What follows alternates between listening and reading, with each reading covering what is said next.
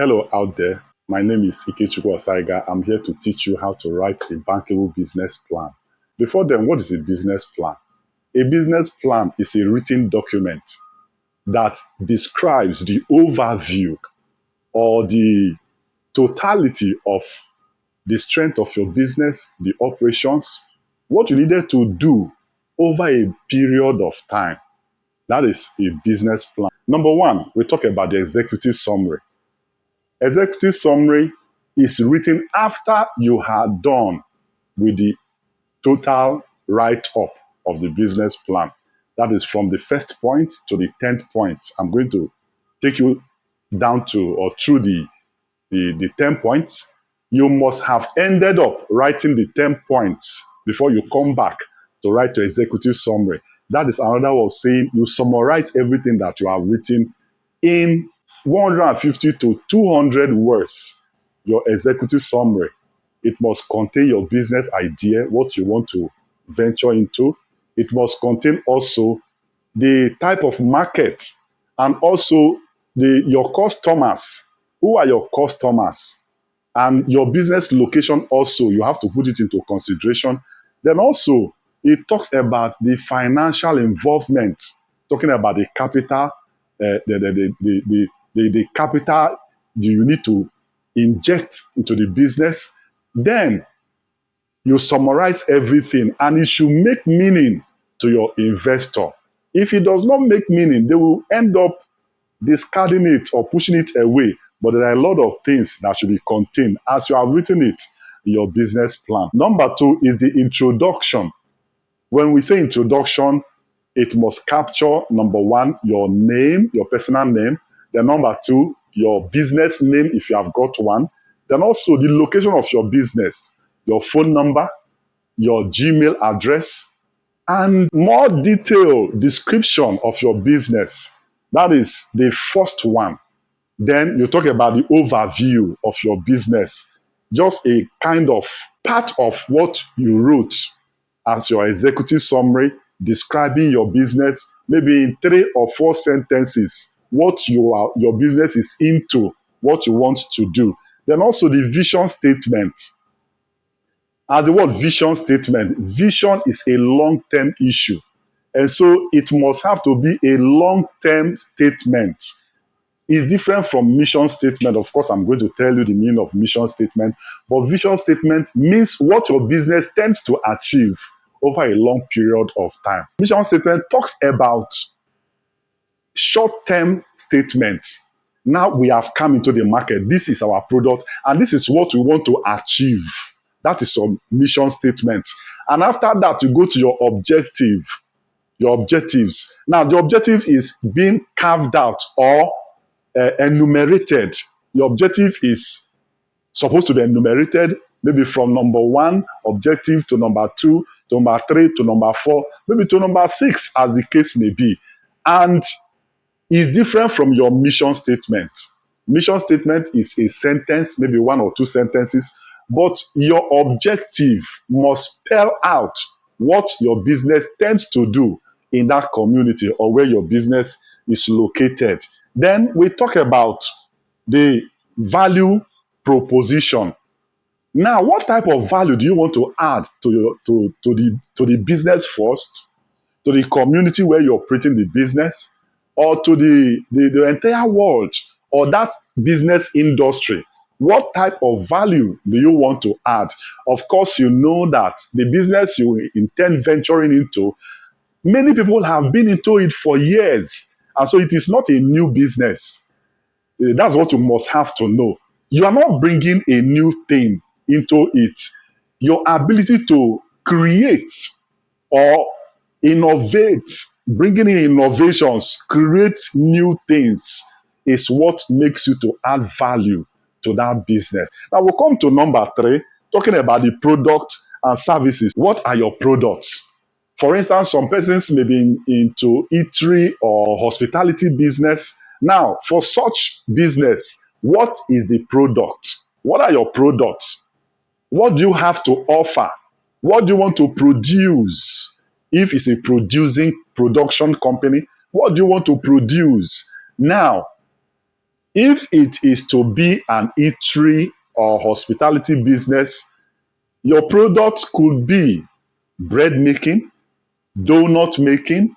It could also be maybe meat pie or chicken pie, or as the case may be. Now, as a service organization, or as a service entity, your services could be, maybe you are into photography. You need to let people know the difference you have come to make in the photography industry, the type of digital camera that you use, your production, the quality of of your service. That will attract people to come, and that is what you need to put down in your business plan. We talk about the industry and market analysis. Industry and market analysis, both of them go together. Here you need to talk about the history of your product. You have to analyze the industry that you are, or that you intend to venture into. You analyze the industry, you analyze the market, the size of the market, and the type of product. You have to analyze it. And one way of analyzing it is through segmentation, market segmentation. Now, you segment your market because, of course, all fingers are not equal. When you want to segment your market, you must have to put into consideration the low class, the middle class, and the high class. Now, the low class will have the purchasing power to patronize you. Likewise, the middle class and the high class as well. But there's a way that you fix your prices that it will be very difficult for you to have enough patronage. And so that calls for market segmentation. You need to segment your market in that industry where you are. Your target market. Who are your target customers? You have to identify them before you venture into that business. And all these things should be contained in your business plan. They should be detailed. They should explain the target market, the market you are targeting. Is it a local market? Is it a national market or international market? Are you going to be involved in shipping of your product? Or are you going to be involved in, international business? Are you going to be involved in importing and exporting? You must have to analyze your target market. Then we move on to the next one, which is competition. Every business has competition. If you have been to the East, precisely in the main market, you see one product in a lineup of shops, up to 10 lineup. Each of the lines may have 10 selling the same product. So you get up to 100 sellers of the same product. Those are your competitors. Now, when you are analyzing your competitors, what will you now do so that you can sell, you can scale your business through? Now, you have to talk about value addition, how to add value to your product so that it will be quite different from your competitors. Remember, the market is a competitive market. If you cannot sell, another person can as well sell the same product. So what you need to do is to do something to add value to your product, either by, rebranding or repackaging or home services, depending on what you want to do. But make your particular product or make your business product to be more unique and different from competitors. Else, you will not sell your product. There's what we also call competitive advantage on this. Those values that you are adding to your particular product is what gives you advantage over your competitors. And you need to watch over your competitors. What is making them to sell and what is making them not to sell? Then you now come in, you analyze the market and see how you can get and gain more advantage over other competitors around you. Then number 6 is the SWOT analysis. When we talk about SWOT analysis, S stands for strength, W for weakness, then O for opportunity, then T for threat. Under this SWOT analysis, we group them into 2. We have strength and opportunity in one side, while we have weakness and threat in the other side. The side of the strength is quite different from opportunity. Now, what what are your strengths in the business? What I'm teaching you now, you are exposed and you are privileged to be listening to how to write a bankable business plan. This is one of your strengths, because the one that may not listen to this may not have the idea on how to write it. So this is one of your strengths. Then also your capital, your initial capital that you will have to start that business, that is your strength. Then also your business location. Where is your business located? Some persons locate their business into a ditch or into a village where there's no access to road. Sometimes you want to make supply or distributions, there's no access to road. Customers may want to come from outside to patronize you. They may not see access to your industry or your company. And so you need to think about how these things can help to boost your business. Then the second one there is the opportunity. What are your opportunities? Now, we have the federal government grants. You may come into or come across all these federal government grants or loans from mortgage banks or commercial banks that you can use. Now, this could be opportunities that you have over your competitors. Look at the 1 million seed capital you are pursuing. This is an opportunity for you. This is an opportunity for you. Now, some other persons may not have the chance to access this 1 million, but if you can write a good bankable business plan, come on, you will access it. And this is an opportunity for you. We have the weakness and the threat. Now, what are the weaknesses in the business? Insufficient fund. When you don't have enough fund to start that business, that is your weakness. And also, poor road network is a weakness. The other side of it is the threat. When we talk of threat, we talk about fire incidents around your business area.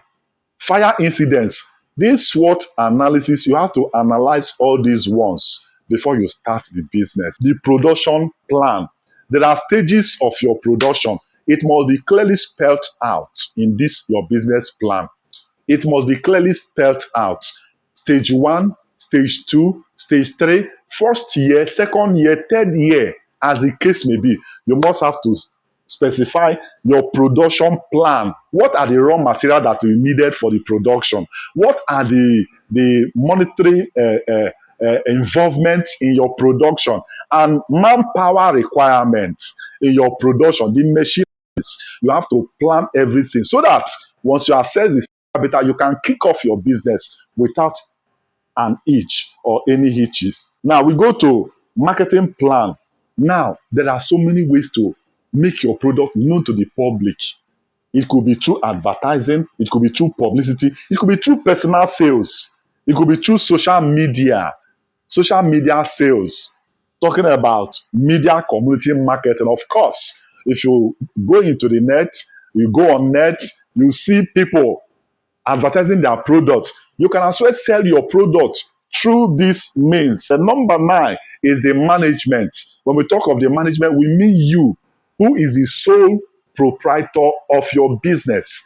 And we also mean the staff that are going to work with you. I want to tell you that any business that you are into involves money, it involves man, and it involves machinery. Somebody will say MMM. Yes, you needed these 3 M to succeed in your business. Of course, you need a man to make use of money and machinery to achieve your goal. And so, under this management, you have your staff that you needed to work with you in that your business. And this staff, from the manager, branch manager, to the supervisor, to the sales manager, to the advertising officer, and all that, to the retail officer, all of them have their job responsibilities, and it should be described black and white in your business plan. Then also, and finally, the financial plan. You talk about your sales forecast. If you're into production, then if you are not into production, you talk about what money do you need to inject into that business so that you can purchase your raw materials and kick off your services. Then revenue projection, that is what I just said. How much do you need to start this business? How much do you need to invest into this business? You must have to calculate everything that makes up. For instance, the seed capital of the 1 million naira, you calculate everything that you need to spend, to make up the 1 million or above that or a little less than that. Then you talk about your milestone. Finally, the milestone within the first year, this is what I tend to achieve. Within the second year, this is what I tend to achieve. Within the second to the fifth year, this is what I want to achieve. Your short-term milestone and your long-term milestone. I believe that I've been able to convince you on how to write a bankable business plan. Thank you.